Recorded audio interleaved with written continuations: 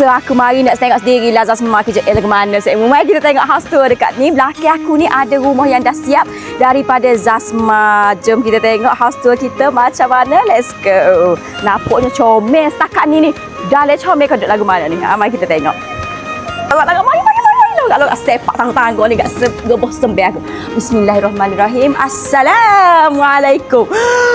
Allahumma salli ala Sayyidina Muhammad. Comel. Latap comel dah semu he.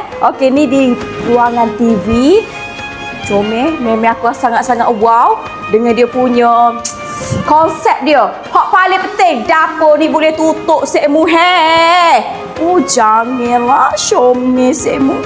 Tak ada orang tahu dapat tepi tirai. Mari kita pergi. Apa dia nama sini ni? Mari kita tengok apa dia nama sini. Satu bilik di bawah ini. Nampak ni ruangan bilik. Mungkin bilik tetamu lah dia. Kita tak tahulah. Okey. Wih, jimat lah. Siap ada cermin siap. Comel pun aku tidik. Okey. Ni bilik air. Ni saya mari tengok dia punya spek dia ni bilik air. Gitu. Cantik tak setmu. Kau ni lah. Kita pakai terjah kau ni selalu. Bilik air ni yang sama dengan dapur. Jadi tetamu pun boleh guna juga. Ni kawasan dapur, nasi awak. Dan saya dapat tahu rupanya Zasma ni buat juga kabinet. Baguslah. Tak rasa dah pening pala dah cari orang lain. Tengok. Ni semua adalah kabinet daripada Zasma. Dia buat ambil sekali selalu dah. Masuk metak setmu. Wih, lah kata rumah idaman ni setmu. Janganlah. Comel tengok luar sikit dapur dia ni. Okey, ni kawasan dia punya penyimpan dia lah. Dia punya kabinet. Cara kau dapur pula. Jom kita tengok. Next kita ada bawah ni juga. Buka lah dulu. Next kita ada. Ni kita tinggal. Ada bilik di sana. Bawah ni ada 2 bilik si awak. Bismillah. Weh, comel dah. Si ada perabot, ada kabinet. Wow, lawannya spek dia semua. Aku rasa terharu, aku rasa dan tak tersabar ni. Ni mesti master bedroom. Sebab dia nampak dia punya lebih luas daripada bilik hak lain-lain.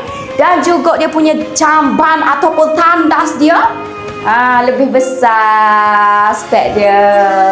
Okey, next. Unggah. Aku tak cara fotografi je nak unggah. Aku nak naik tangga. Okey, kita naik tangga. Lekat dah ribu lah unggah tu jalan je lah semu. Comel lah. Paling saya rasa best tangga dia ni tidak duk kata tangga hok nipis minyak tu dengan kelebaran ni kita rasa sangat-sangat selesa kita nak naik atas. Ni dia. So kita dah sampai atas. Fotografer aku lelah tu. Mari fotografer kita. Fotografer dia gitu. Okay, jom. Cantiknya ni bilik anak dia. Okey. Double bed. Betul deh. Double bed deh. Katil 2 tikar. Yalah. Okey, siap ada dah belakang ni mari ni. Okey, jom kita tengok tandas dia. Gitu. Tandas dia cozy dengan bilik sebelah sini. Kita mai ikut tandas je lah. Cantiknya si awak. Okey, so pendek kata rumah ni atas ni bilik anak-anak dia.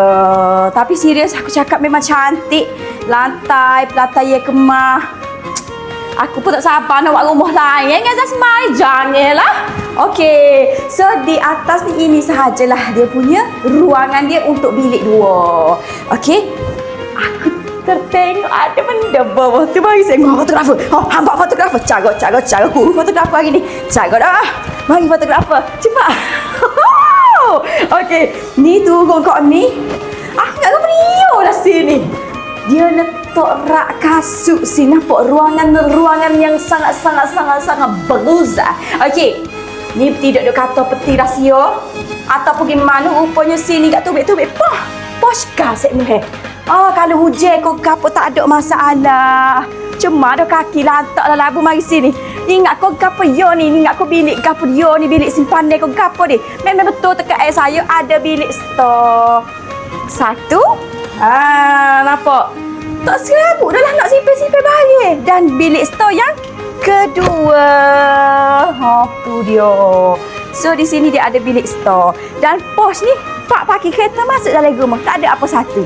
Tahniah Zasma, I like this rumah, this room, this semua lah. Nak speaker tu kata ketik. Okay, bye-bye. Apa nak ikutnya?